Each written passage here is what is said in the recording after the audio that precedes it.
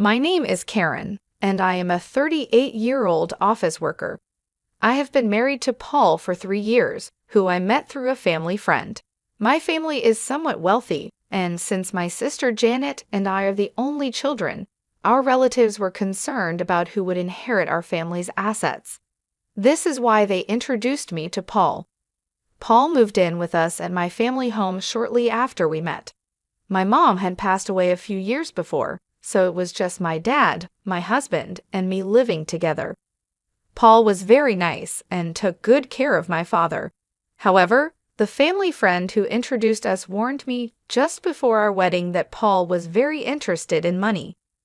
This worried me, but Paul didn't show any signs of greed, so we got married.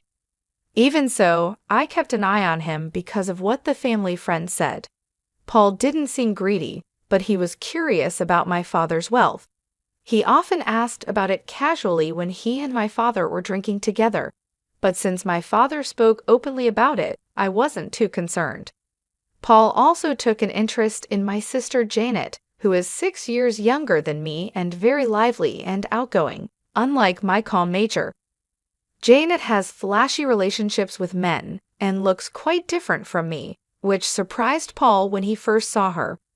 Watching Paul be fascinated by Janet, who was so different from me, made me feel uneasy. One day, when Paul found out I couldn't inherit my father's estate, he yelled at me, "You can't inherit the property. I have no use for you anymore. We're getting divorced right now." Later, after he remarried, I got my revenge on him and my sister. At first, I believed that having a beautiful sister meant there was nothing to worry about, but I eventually realized the reasons behind our relatives' concerns. My father doted on my sister, providing her with every opportunity, including the chance to attend both college and community college after graduating. However, my sister lacked a clear purpose for her education. She seemed mainly interested in avoiding work. Our mother tried to encourage her to get a job immediately after her first college graduation, but my father supported her decision to continue her education at community college. After completing her studies there, she secured a position at a company owned by one of my father's acquaintances. This job, however, lasted only 6 months. She resigned with the unexpected excuse that she couldn't showcase her talents at that workplace. Both my mother and I were taken aback. My sister spoke as if she fully understood the job, despite her minimal experience. My father, ever her supporter, quickly found her another job. It wasn't long after she started this new role that my mother fell ill and was hospitalized. During this time, my sister visited her daily, frequently taking time off from her new job. She eventually resigned from this position too, claiming she needed to care for our mother. But her idea of care involved mostly chatting with our mother or being engrossed in her mobile phone in the waiting room. I found myself handling practical tasks, such as changing my mother's hospital laundry, while my sister offered little real assistance. It may have been comforting for my mother to have company, but her condition deteriorated about a month after she was hospitalized. She soon reached a point where she could no longer speak. Within 3 weeks of her condition worsening, my mother passed away. The suddenness of her passing left both my father and sister too shaken to even prepare for the funeral. This left a significant burden on me during an already difficult time. After my mother passed away, I found myself handling all the arrangements. Fortunately, our relatives helped, and we were able to bid farewell to her peacefully. In the wake of this, my sister took on a part-time job and moved into her own place. However, her earnings from the job weren't sufficient to cover her rent and other living expenses. Consequently, our father stepped in, covering her rent and utility bills, while the money she made was mostly spent on her leisure activities. Whenever her part-time income proved inadequate, she would turn to our father for additional financial support. Under our mother's watch, such requests were kept in check, as she was strict about financial discipline with my sister. However, after her death, my father began to indulge these requests, providing whatever money my sister asked for without hesitation. Initially, I saw no issue with this setup, assuming both my father and sister were content. Even after marrying and living with my husband in my parents' home, this financial arrangement continued. Unknown to me at the time, my sister also began asking my husband for money, and he complied, often asking her to keep it a secret to avoid causing me any jealousy. He found it difficult to say no to my attractive sister and willingly contributed to her expenses. My sister essentially lived off the money she received from both my father and my husband, engaging with her part-time job only sporadically according to her whims. This unsustainable lifestyle came to an abrupt end when our father became ill and required hospitalization. I stepped in to care for him, balancing hospital visits with my work responsibilities. Despite the severity of our father's condition, my sister never appeared at the hospital. Instead, she began calling me, aggressively demanding money. She argued that since she had been receiving a regular allowance from our father, I should continue providing for her as before, stating that her rent and utilities were still being deducted from our father's account. Her tone was confrontational, and I was stunned by these revelations. I became infuriated by her selfish attitude, focused solely on maintaining her own lifestyle while completely disregarding our father's well-being in the hospital. The situation exposed a painful truth about my sister's priorities and strained our relationship even further. I was tempted to hang up on her, but she sounded like she was in trouble. So I asked her, "How much money has Dad been giving you every month?" and suggested, "Get a full-time job and support yourself with what you earn." My sister responded irritably, "Stop nagging. I was getting $1,000 a month, and remember, rent is separate." I was shocked by her response. She seemed proud of the amount, and it made me think that if I continued to give her this much money each month, she would never be motivated to work seriously. At first, I didn't see a problem with giving her money, thinking my father would soon recover from his hospitalization. But then his condition took a turn for the worse, and I quickly reached out to our relatives. The doctor confirmed it was serious, which shocked me. During this stressful time, I needed my husband's support, but he rarely visited the hospital, claiming he was busy with work.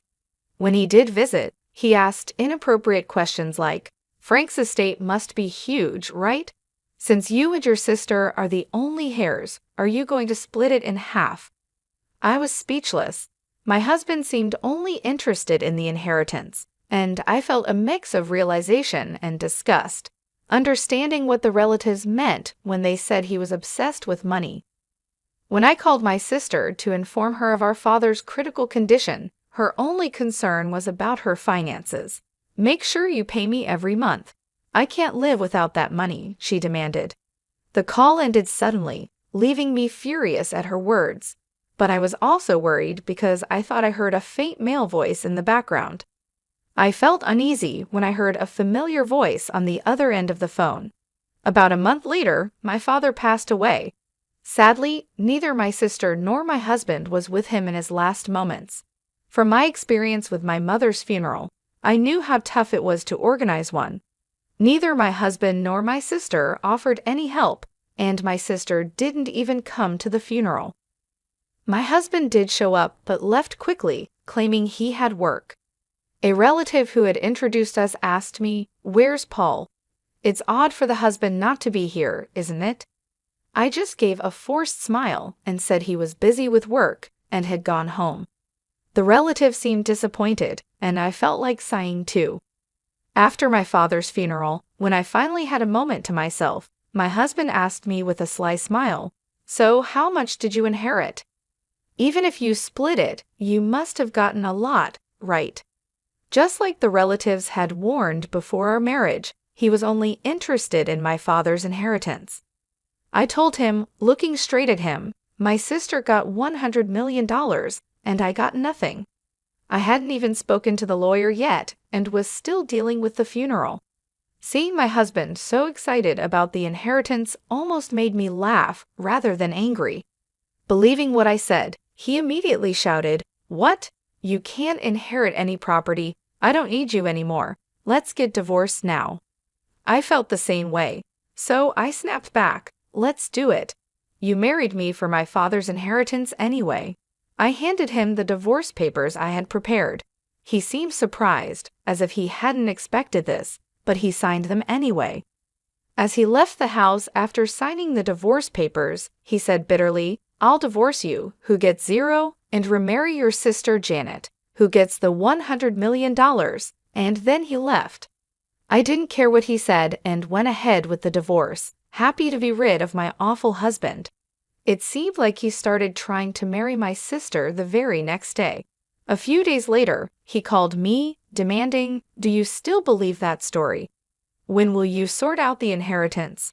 Hurry up and give Janet the $100 million." He shouted this over the phone. I had been waiting for him to contact me because I didn't want to reach out first after you left. I answered him calmly, "Let's discuss this at my place next Sunday. I'm preparing for the procedure and will be waiting." Thinking he was about to receive the inheritance, my ex-husband happily ended the call.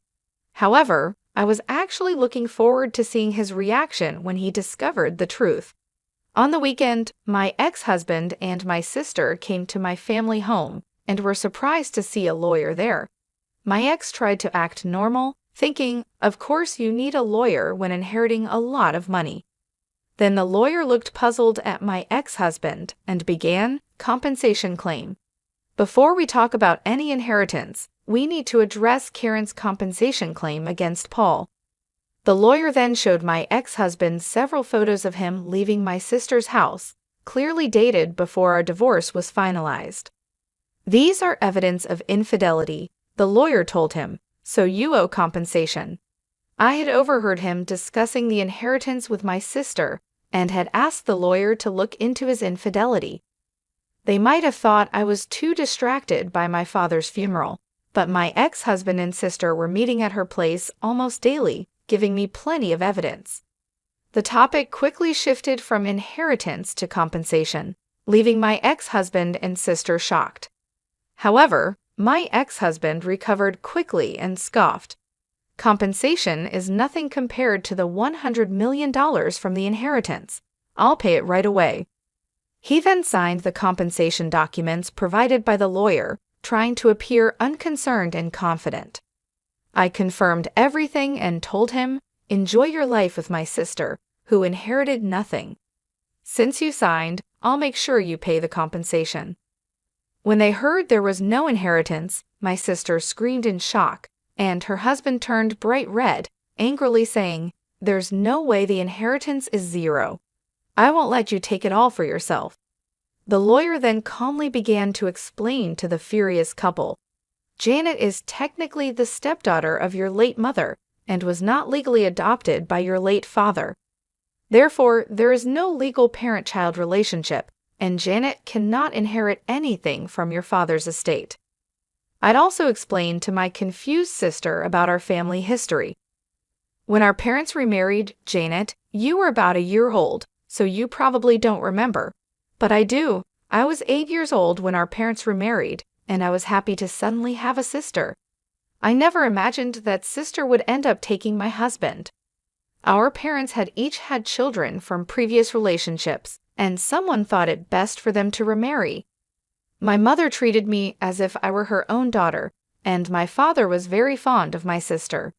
Maybe because she wasn't his biological daughter, he spoiled her a bit extra, wanting to make sure she felt loved. Although both our parents had children from previous marriages, my mother, who was suspected by some relatives of targeting our wealthy family's assets, refused to legally adopt my sister. The relatives only suggested marriage proposals for me because they knew I was the only one who could legally inherit my father's property. If our parents had had a child together, it might have made things even more complicated, but fortunately or unfortunately, they never did. Now, I understand why my father continued to support my sister financially, even after she grew up. He couldn't leave her any inheritance. I never legally adopted my mother, so legally, we weren't parent and child, but that never mattered in how we lived every day. It turns out that my parents had never explained to my sister that they were both previously married before they got together. She only learned this truth today. When my ex-husband realized the situation, his face quickly changed from bright red to pale blue.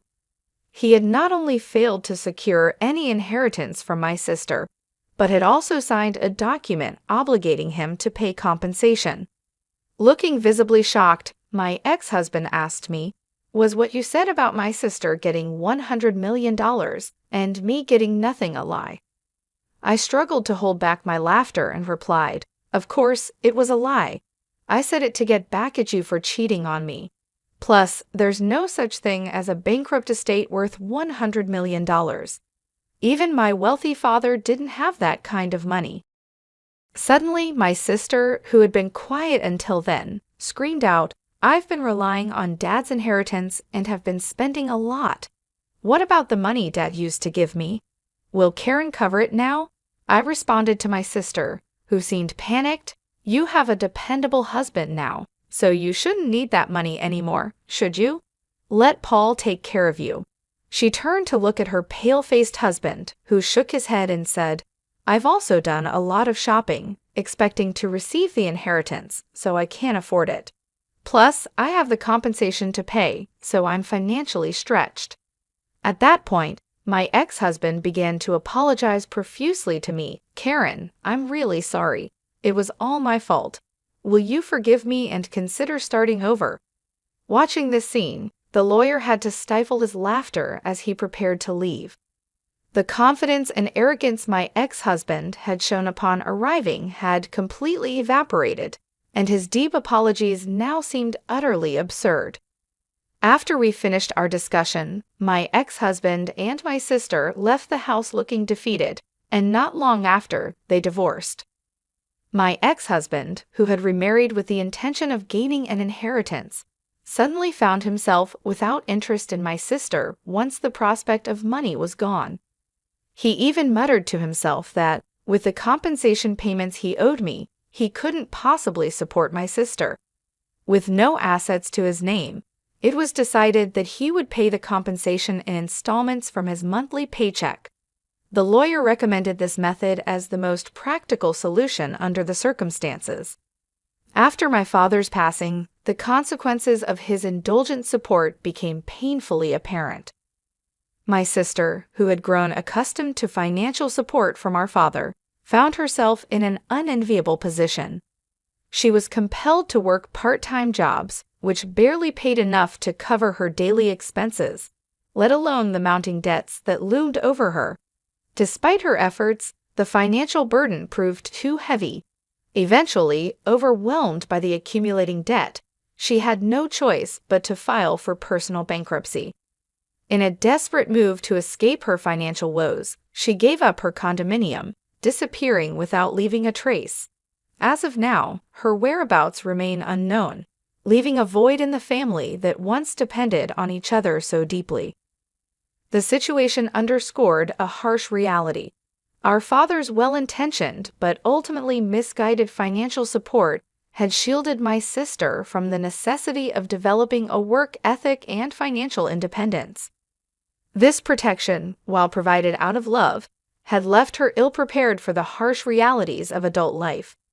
As she struggled with part-time work and faced the consequences of accumulated debt, it became clear that she was not equipped to handle financial responsibilities on her own.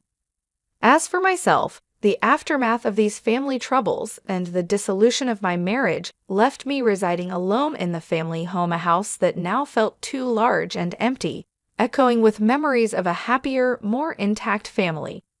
The solitude, however, provided me with ample time for reflection. It became a period of self-discovery and reassessment of what I truly wanted out of life.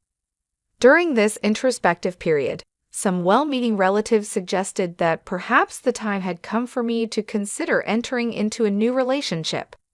They talked about introducing me to potential suitors, hoping that a new partnership might bring me happiness and stability. However, the bitter experience with my ex-husband, who had shown his true colors as someone more interested in financial gain than in genuine companionship, made me wary of repeating past mistakes. His betrayal had been a painful lesson in discernment, teaching me the importance of knowing someone's character and intentions thoroughly before making such a profound commitment. Determined to take control of my own destiny, I decided to decline the offers from my relatives to arrange introductions. The thought of being matched with another partner who might view me as merely a means to an end was intolerable. Instead, I resolved to find a partner on my own terms, guided by the lessons learned from my past experiences. This decision was empowering, marking a new chapter in my life where I could prioritize my own values and desires in a relationship. In embracing this newfound independence, I began to explore various avenues for meeting potential partners.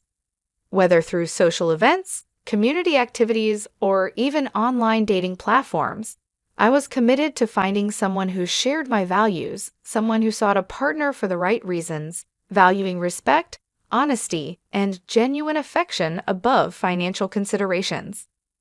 This journey was not just about finding a new partner.